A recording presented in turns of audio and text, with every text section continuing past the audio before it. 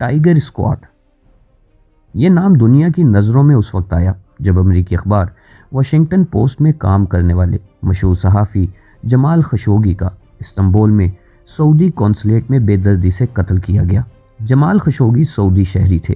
Khashoggi کے زندہ جسم کے ٹکڑے کیے گئے اور بڑی صفائی سے ٹھکانے لگا دیا گیا، مگر اس بے دردی سے قتل کی آخر وجہ کیا تھی؟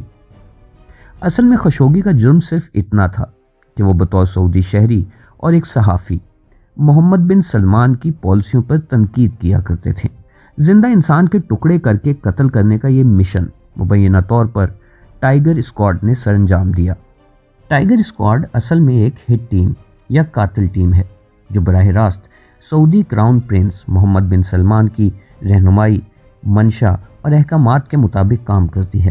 مبینہ طور پر ٹائیگر اسکواڈ کل 50 افراد پر مشتمل ایک ٹیم ہے۔ ان افراد کا تعلق سعودی عرب کے مختلف دفاعی اداروں سے ہے اور محمد بن سلمان صاحب نے ان بہترین تربیت یافتہ افراد کا انتخاب بذات خود کیا ہے۔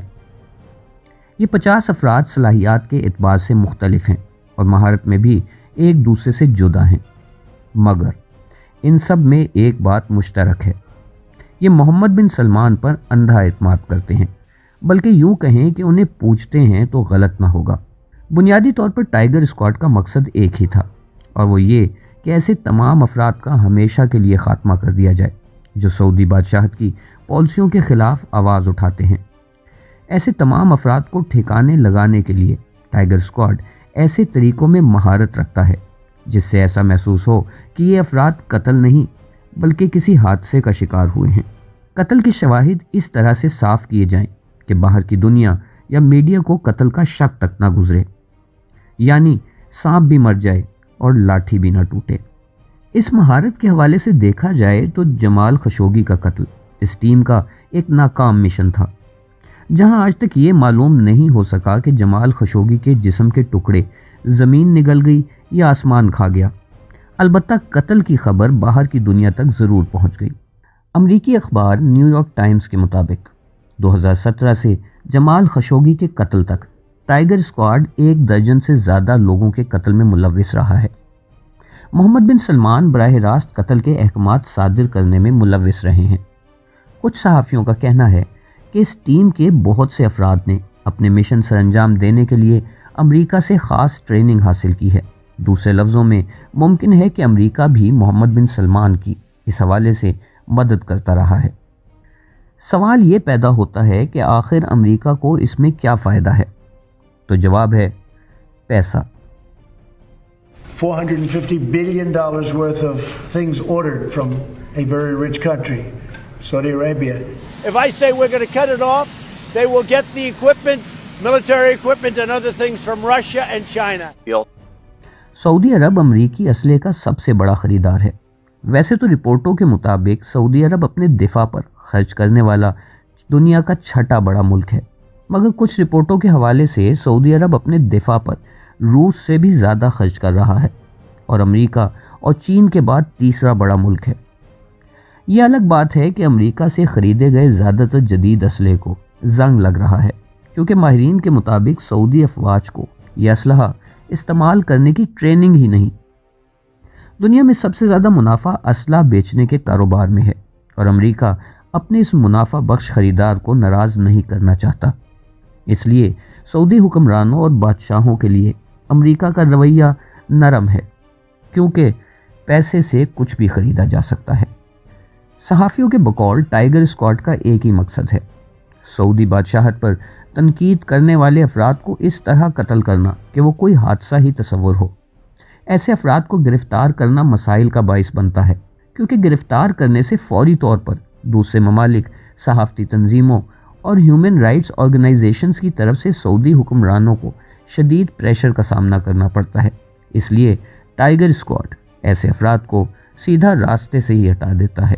محمد بن سلمان صاحب نے طاقت حاصل کرتے ہی سعودی عرب کے رئیس اور طاقتور شہزادوں کو رس کارلٹن ہوٹل میں قید کر دیا تاکہ شہزادے ان کے خلاف کوئی سازش نہ کر سکیں۔ ان شہزادوں پر دباؤ ڈال کر ان سے مال و دولت بھی قبضے میں لے لی گئی۔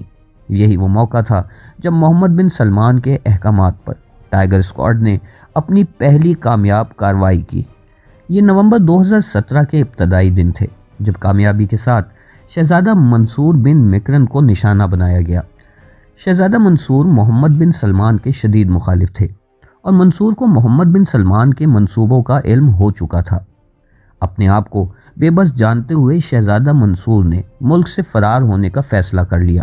فرار ہونے کے لیے انہوں نے ہیلی کاپٹر کا انتخاب کیا، مگر راستے میں ہی مشال سعد البوستانی نامی شخص نے انہیں نشانہ بنا ڈالا اور محمد بن سلمان کے راستے سے ہمیشہ کے لیے ہٹا دیا۔ مبینہ طور پر بوستانی سعودی شاہی ایئر فورس میں لیفٹیننٹ تھا۔ بوستانی نے شہزادہ منصور کے ہیلی کاپٹر کا ایک دوسرے ہیلی کاپٹر کے ذریعے پیچھا کیا اور میزائل کے استعمال سے شہزادہ منصور کے ہیلی کاپٹر کے پرخچے اڑا دیے۔ میڈیا اور باہر کی دنیا کو یہی پیغام دیا گیا کہ شہزادہ منصور کا ہیلی کاپٹر تکنیکی خرابی کے باعث زمین پر گر کر تباہ ہو گیا ہے اور شہزادہ منصور اسی حادثے میں جاں بحق ہو گئے، مگر دنیا کو شک پڑ چکا تھا کہ یہ حادثہ نہیں بلکہ قتل ہے۔ حیرت انگیز طور پر کچھ ہی عرصے بعد شہزادہ منصور کا مبینہ قاتل سعد البوستانی بھی سعودی عرب کے شہر ریاض میں ایک ٹریفک حادثے میں مارا گیا۔ اس طرح شہزادہ منصور کے قتل کے سب سے بڑے گواہ کو بھی راستے سے ہٹا دیا گیا۔ ٹائیگر اسکواڈ کا اگلا بڑا نشانہ مکہ عوامی عدالت کے صدر شیخ سلیمان عبد الرحمن التھنیان تھے۔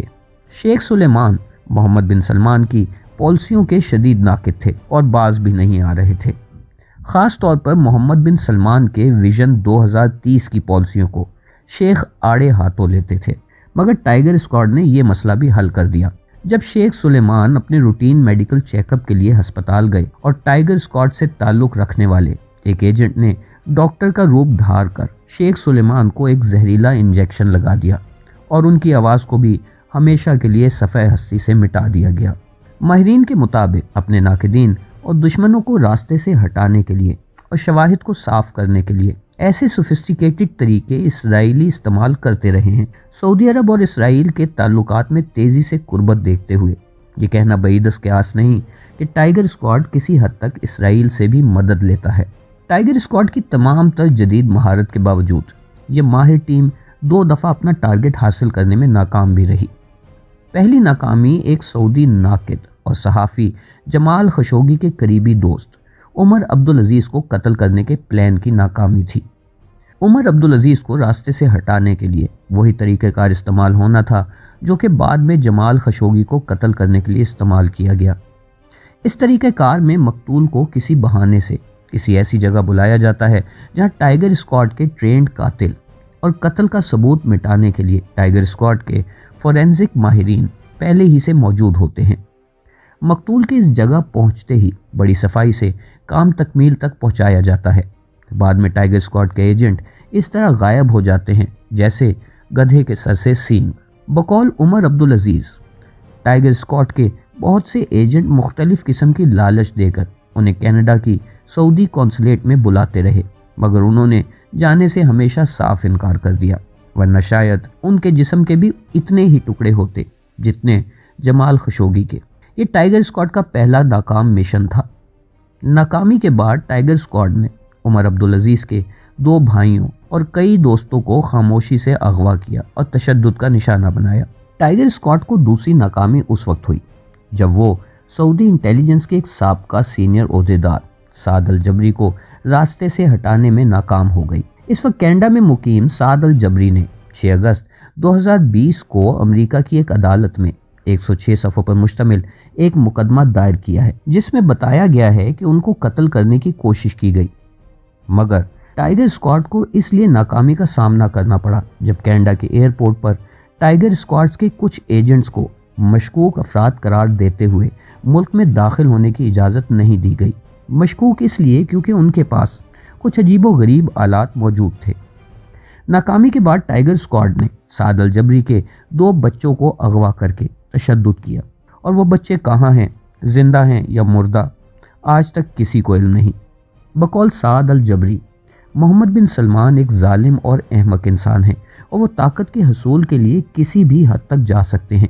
سعد الجبری کا کہنا تھا کہ محمد بن سلمان جیسے افراد نہ صرف سعودی عوام بلکہ پوری دنیا کے لیے خطرہ ہیں۔ سعد الجبری کیونکہ ماضی میں سعودی انٹیلیجنس کے سینئر عہدیدار رہے ہیں، اس لیے انہوں نے مقدمے میں یہ بھی بتایا کہ ٹائیگر اسکواڈ نے محمد بن سلمان کے احکامات پر یورپ میں مقیم ایک سعودی شہزادے کو اغوا کیا اور ایک پرائیویٹ جیٹ میں واپس سعودی سرزمین لا کر محمد بن سلمان کو پیش کیا، جہاں شہزادے کو نہ صرف قید کر لیا گیا بلکہ بدترین تشدد کا بھی نشانہ بنایا گیا۔ کچھ رپورٹوں کے مطابق جب ٹائیگر اسکواڈ نے جمال خشوگی کے جسم کے ٹکڑے کیے تو تمام ٹکڑے غائب کر دیے گئے، مگر جمال خشوگی کی انگلیاں محمد بن سلمان کو بھجوائی گئیں، کیونکہ محمد بن سلمان نے وعدہ کیا تھا کہ جو صحافی بھی ان کے خلاف قلم اٹھائے گا وہ اس کی انگلیاں کاٹ دیں گے۔ اگر آپ مزید اسی قسم کی ویڈیوز دیکھنا چاہتے ہیں تو ہماری اس ویڈیو کو لائک کریں، ہمارے چینل کو سبسکرائب کریں اور کمنٹس میں اپنی رائے کا اظہار کرنا نہ بھولیے گا۔